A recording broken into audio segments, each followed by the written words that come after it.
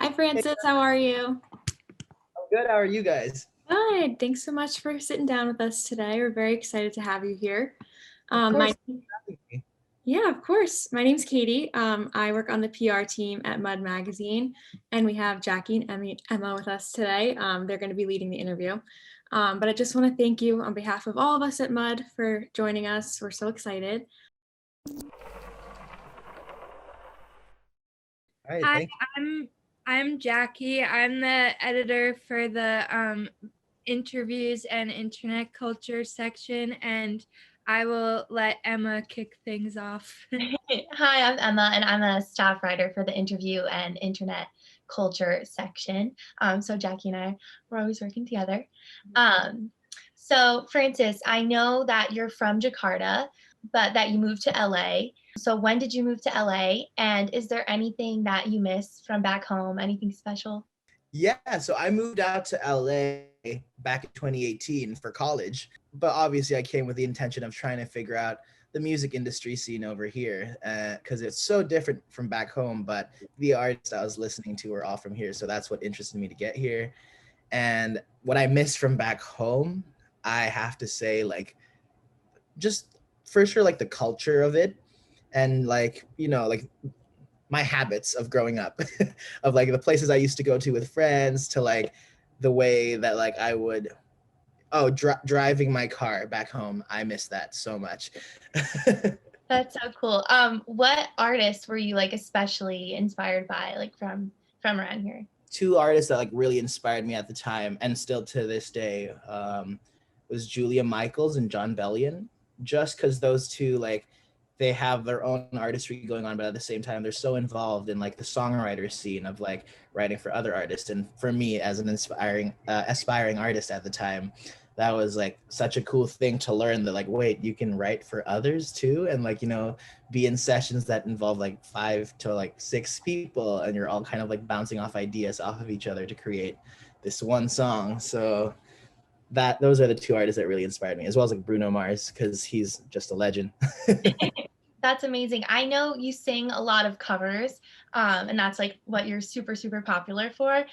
So like you mentioned singing with Tori Kelly, how did it feel to hear her singing your song, You're Too Close? It was so weird.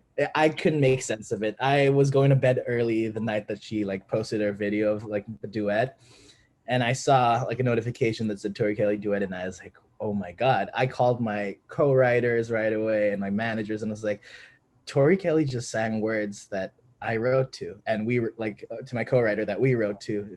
That does not register in my brain. And yeah, it's still like such a weird feeling, especially to hear how nice she was as well with like it was more than just like her doing a duet. Like she actually like really likes the song and really likes what I do. And hearing that from like someone like her who I look up to it means so much. What inspired you to like start singing and songwriting and posting your videos? Like when did you start and what inspired it? I started singing around like 9, 10 years old, but at the time I was really just doing it as like a for fun thing. I had no clue that I would be so in love with music to this day. Um, but I for sure like learned a lot about music growing up and like listening to music and like how that made me feel. That kind of inspired me to continuously sing and write. And then with like posting and everything, it was actually the beginning of quarantine because early 2020 my co-writer and I were like, okay, this is the year we're going to network and get to know many people and see where that can lead to. And as soon as like quarantine like hit and everybody was like on lockdown, I was just like, great, there goes my plans of trying to network with people. And my co-writer actually was the one who was like, you should just try get on TikTok, like do something outside of like us trying to network and everything. And I was just like, you know what, you're right. And it was so fun because I didn't have followers at the time. So I didn't really care if it was seen or not. I was just posting to post. So when things started going well, I was like, wait, I didn't know that TikTok worked that way. Because like posting on Instagram, sometimes it's hard to really get noticed, Meanwhile, on TikTok, like their algorithm just really changed my whole perspective on posting. And that's what got me more consistent. Francis, I know you have like over 1 million followers on TikTok now, which is So cool. So what is one thing that you would want your 1 million followers to know about you and your music?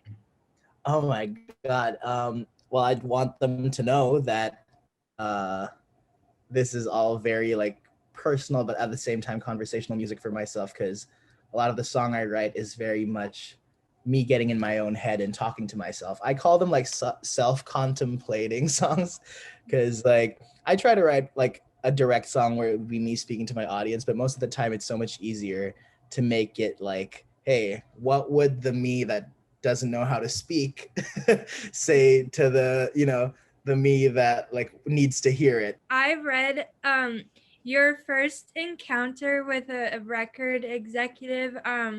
Correct me if I'm wrong. Didn't you like spill hot coffee on someone? And if you did, like, could you tell us that story? Because it sounds really funny based on like the little thing I read. At the time I was actually I worked at and like with like shooting videos for other artists, and that was kind of like my in back in Indonesia of like how I got involved in the beginning. Aside from like doing like copyright claiming on YouTube, I was very much like, hey, I'm gonna tag along with this artist and shoot their like vlogs or shoot their like events, so like they have content to post about it.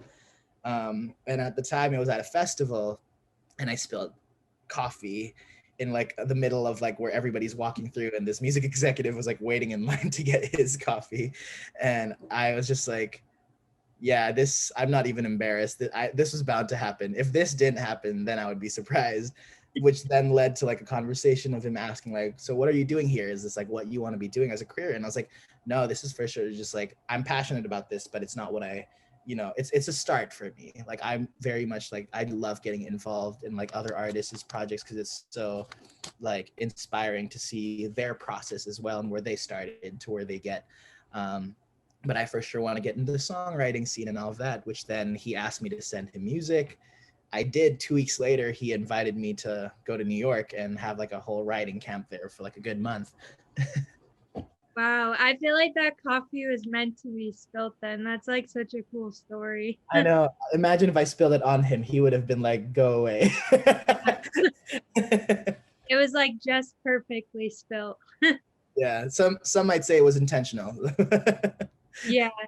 And speaking of like record executives and stuff, do you have any projects coming up soon, like new songs or an EP or album or anything like that? Yeah, I have a single coming out like early April, which is for sure gonna eventually lead to the EP, which I'm hoping would be around June. I'm trying to push for those dates right now, but it's just really exciting to have. I write on a daily basis, and like it's so nice to like finally pick a few and be like, I want these out now, because it makes me look forward to, you know, seeing the outcome of like where it started, which is like in a bedroom or in a studio, like some other writers, to be like, hopefully the world reacts well to it.